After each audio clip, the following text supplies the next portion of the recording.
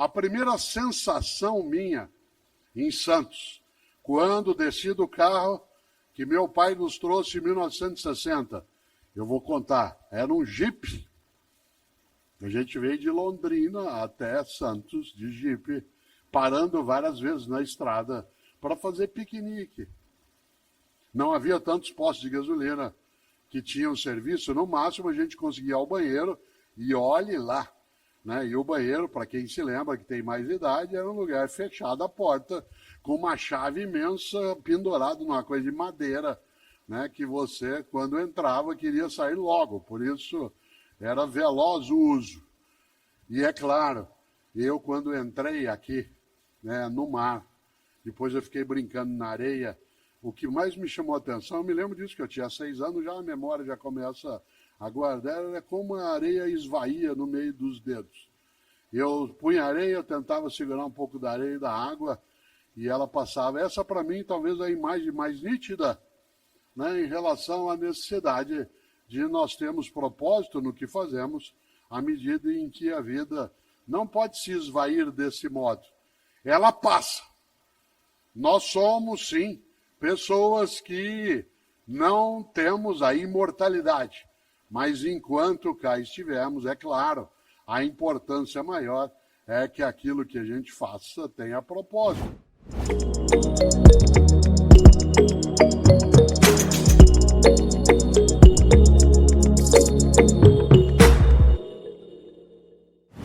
Por isso, eu vou perguntar de novo, como é que você ganha a vida?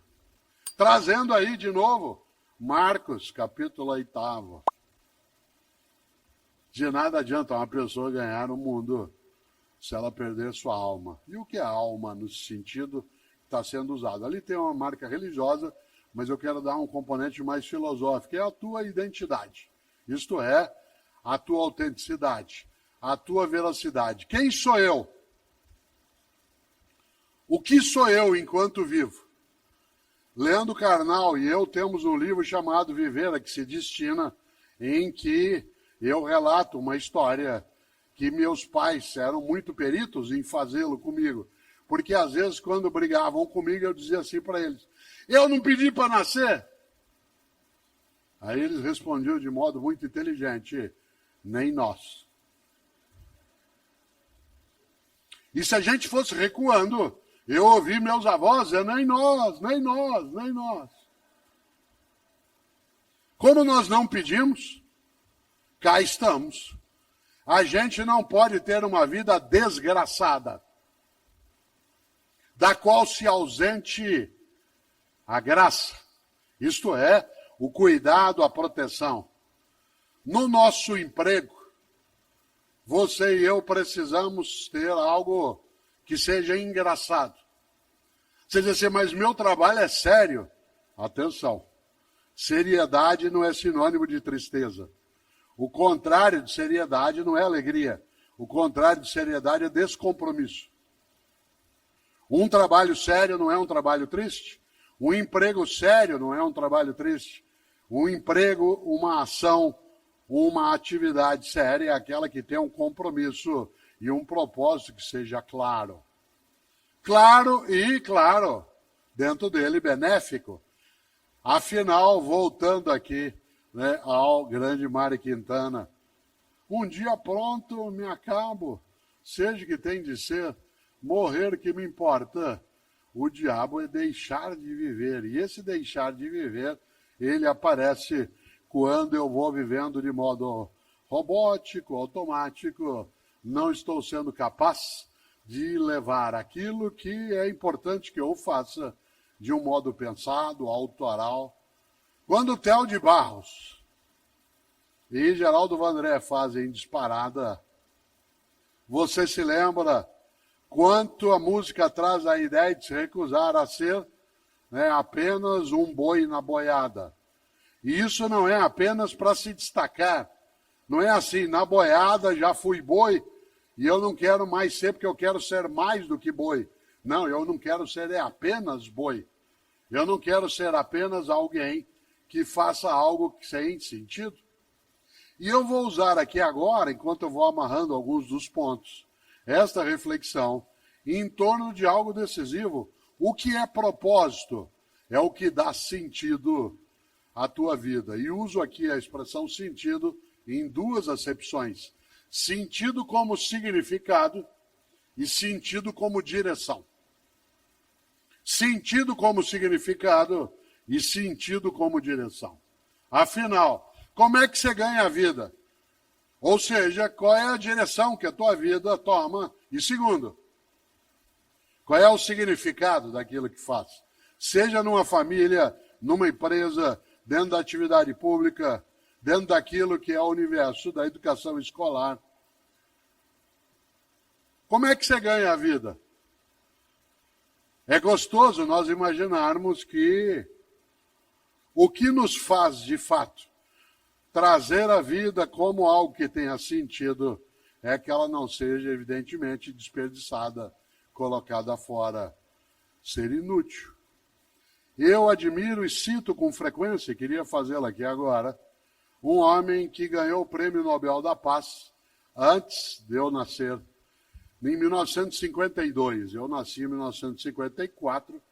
Quem diria? Em 1952, quem ganhou o Nobel da Paz foi um especial pensador europeu chamado Albert Schweitzer. E sempre que eu posso, eu o cito. Schweitzer, aliás, dá nome a alguns hospitais no Brasil, centros de estudo. Schweitzer, só para vocês terem uma ideia, até 30 anos de idade ele era professor como eu. Era músico, era pastor em alguns momentos, mas era professor como eu sou. E aos 30 anos de idade, Schweitzer achou que era pouco ser pastor, professor, músico. E ele decidiu que ele tinha que ter um propósito que o levasse além do que ele estava. E ele decidiu fazer medicina, com 30 anos de idade. E ele foi, formou-se aos 37 e foi embora para o Gabão, na África. Atenção, Schweitzer ficou 50 anos no Gabão. Meio século, indo e voltando, porque houve momentos que ele ficou exilado e teve de sair. Meio século no Gabão, sabe fazendo o quê? Tentando afastar a desgraça e ajudando a deixar com mais graça. Pois bem, quando Schweitzer morreu,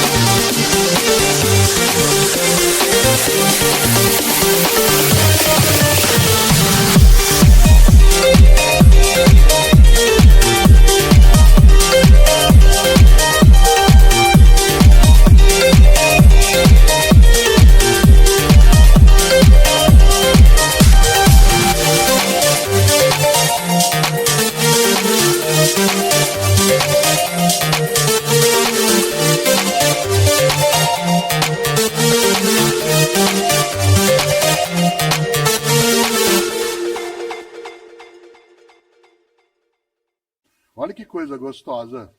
O corpo dele está sepultado na Europa, onde ele nasceu. Mas o coração dele, o órgão, está no Gabão. O coração mesmo.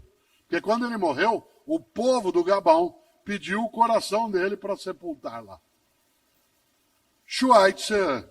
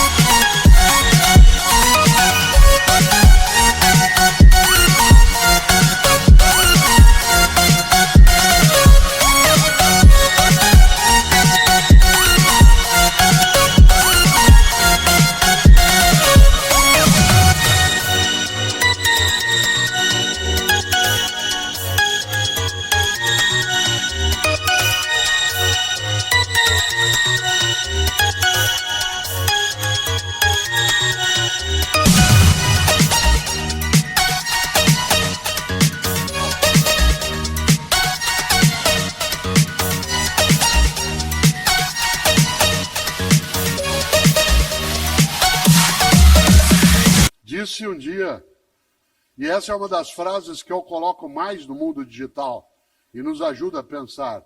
Schweitzer disse, a tragédia não é quando uma pessoa morre.